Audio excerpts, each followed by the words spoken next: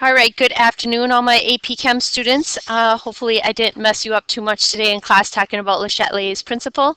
And as we continue to work with it, you're going to hear me talk about it a lot when we are going through this chapter. So we are talking about equilibrium, and I think we talked about that it just means that the equation's balanced, that teeter-totter is perfectly level. And we have the equilibrium condition here, and you can see here it's written with a double arrow, or you can write arrows like that, that means equilibrium. And that we can say that most chemical reactions, especially this one, the gaseous phase, is going to be able to reach equilibrium. And we talked about in class today how not all of them can and not all of them are reversible. But keep in mind that when we do reach equilibrium, that there is frantic activity going on inside of your system because they're frantically, the molecules are going back and forth, trying to keep that equilibrium state. And so the forward reaction rate equals the reverse reaction rate, and you'll see this in your book classified like this. Okay, so let's take a look at some diagrams here and what we are talking about. So if we're paying attention to this equation that we have written up on the top, you can see that I have 1 mole of the dinitrogen tetraoxide at equilibrium with 2 moles of nitrogen dioxide. And because I have 2 moles of the product, this should make sense to you that this line is a lot steeper than this one is going to be decreasing. And so we have this reaction rate proceeding as time is passing. And eventually they are going to reach equilibrium where the forward and reverse reaction are going to be equal. And this line right here is where we can see that there are no more changes that are going to take place. So there will never be, there's not going to be any more change in our concentration. It's just not going to happen. And the mole ratio is shown in the graph of 1 to 2 by the slope of the lines. And as we talked about in the last chapter, we were never worried about our product. We just talked about it at 0.0. But now we are going to start talking about how this product is going to influence our reaction rate. So the position of equilibrium is determined by, so initial concentration. I spelled it wrong right off the bat. Sorry about that. So our initial concentration is going to determine the position of equilibrium. We've talked a lot about the energy of our reactants and our products. And again, keep in mind that we're talking about energy. We are talking about enthalpy. We haven't used that word again in a while. Remember, that's going to be our delta H.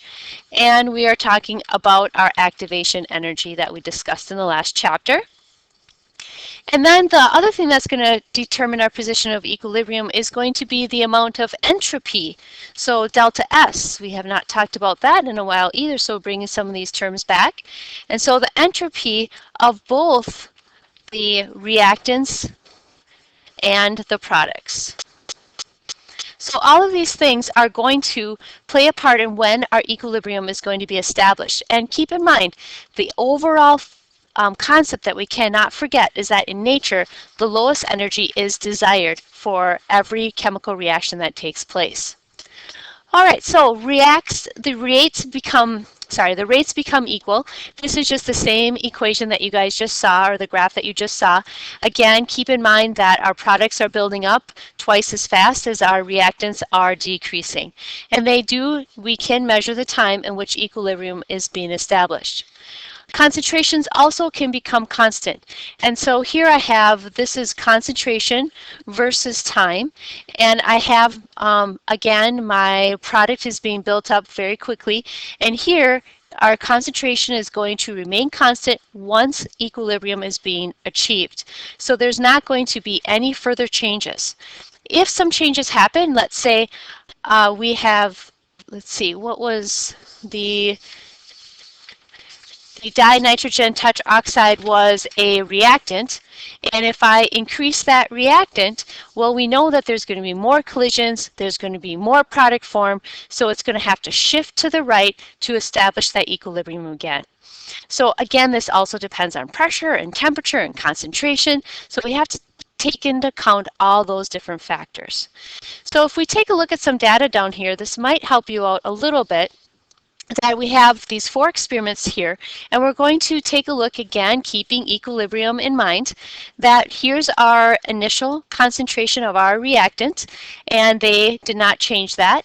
And then they were taking a look at our products, the initial concentration of that. And so you can look on either side of the equation, because if they're at equilibrium, it doesn't really matter. Now, here's the 2 things that I want you guys to see. That at equilibrium, the concentrations of these can be very, very different, but my reaction equilibrium constant, this is called, my equilibrium constant is basically the same. And so because this is experimental data, we would just say that yes, this is a constant, and it doesn't matter how the concentrations are, as long as they have reached equilibrium, it's going to happen at a constant rate. So even though the concentrations are changing, you are still going to get that constant of your equation.